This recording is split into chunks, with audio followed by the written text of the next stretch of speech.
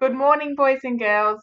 You might have seen this morning that I've put a post on our library classroom wall with a YouTube link to make a poppy out of paper and pipe cleaners and a few other bits and pieces. This morning I'm going to read a book to you called In Flanders Fields. And the book references poppies, which is also why I've put that little craft activity up for you. The book is based on or inspired by the poem that John McCrae wrote in the First World War in 1915, which was called In Flanders Fields. He was a Canadian man, and it's a very well-known piece of poetry.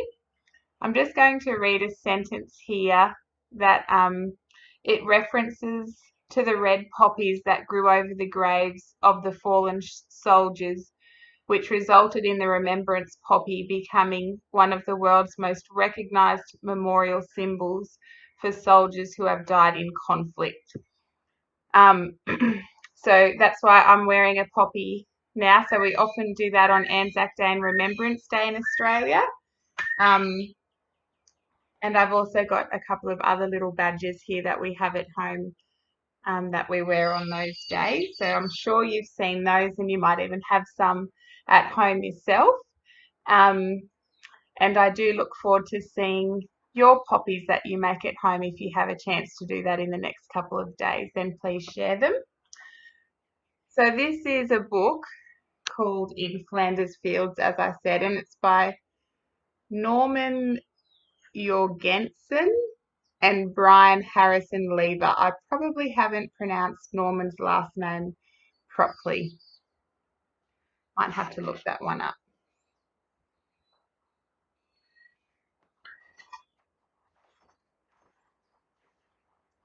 Early on Christmas morning, the guns stop firing. A deathly silence creeps over the pitted and ruined landscape. For many soldiers, the sound of exploding shells and the chatter of machine guns continue in their heads, their minds damaged by the weeks of deafening noise.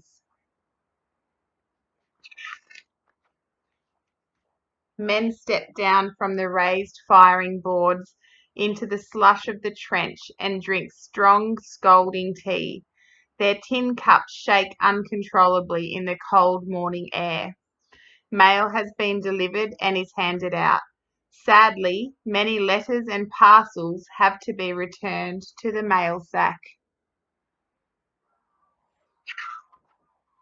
But one young soldier remains, peering through a periscope over the top of the trench. Way out in no man's land, he sees a small red shape moving on the barbed wire. A brightly coloured robin is trapped. One wing is flapping helplessly. The bird is unable to free itself from the tangle of deadly barbs. Reluctantly, the young soldier turns away. He walks down the trench to get his mail and warm himself by the small fire. From home they have sent him a Christmas card and a white silk scarf.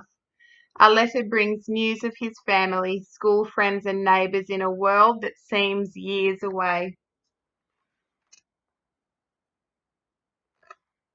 Eventually, the young soldier leaves the warmth of the fire and returns to his place on the firing line. The robin is still trapped. He imagines he can hear it screeching in pain and fear. Taking the silk scarf from its Christmas wrapping, he ties it to the bayonet on the end of his rifle. Slowly he raises it as a white flag of truce above the top of the trench. No shots ring out. He lifts his helmet up. Still no shots. Slowly and carefully he crawls up the ladder until his head and shoulders are showing. Cautiously, step by step, he begins to walk out into no man's land. From his shell hole, a sniper lines the cross of the sights in the middle of the soldier's chest. He takes the slack from the trigger, but waits. The young soldier walks on, the white scarf hanging limply from the bayonet. Another sniper brings his sights onto the young man's face. The eyes and nose are red from the cold and the lingering gas of a recent attack. A machine gunner pulls back the bolt on the side of his gun, but still the young soldier walks slowly forward, his boots crunching in the iced black mud of the frozen battlefield. Finally, he reaches the wire. He puts down his rifle and gently frees the bird.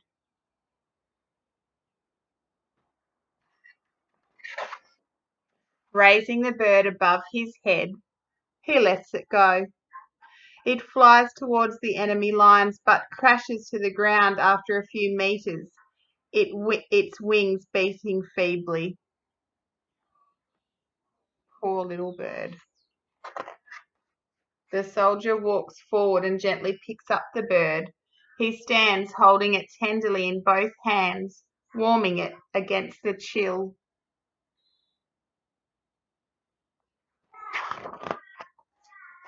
He is a solitary figure in the huge, desolate battleground. More rifles are aimed at him. After a long time, he again lifts the bird and lets it go. This time, it flies up and away.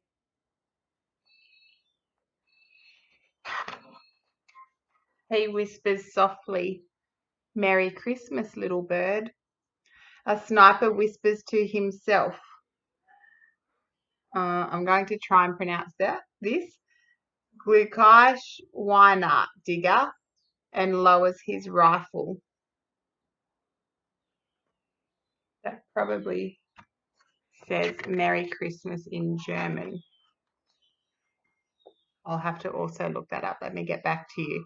The young soldier turns back to his own lines and, forgetting his rifle and scarf, walks towards his trench. And as he walks away from the trenches behind him, he can hear hoarse, lonely voices beginning to sing. Stille nacht, heilige nacht.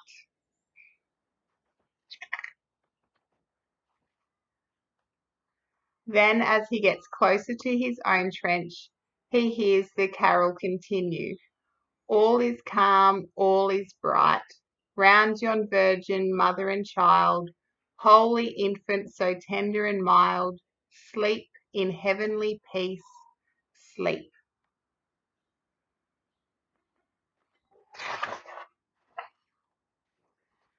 And then on the very last page, it does have a snippet from the poem I was talking about by John McCrae. It says, "In Flanders Fields the poppies blow, but between the crosses row on row that mark our place, and in the sky the larks still bravely singing fly, scarce heard amid the guns below."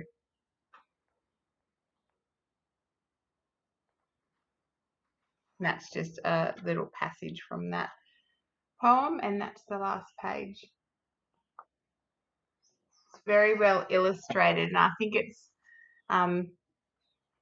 really quite powerful when the only colours on each page are of the red robin or the poppies, and then the rest is just black and white. So there you are, in Flanders Fields. I'm going to look up what the couple of lines there, what they translate to, and share that with you, and I look forward to seeing your poppies. Thank you, boys and girls. See you.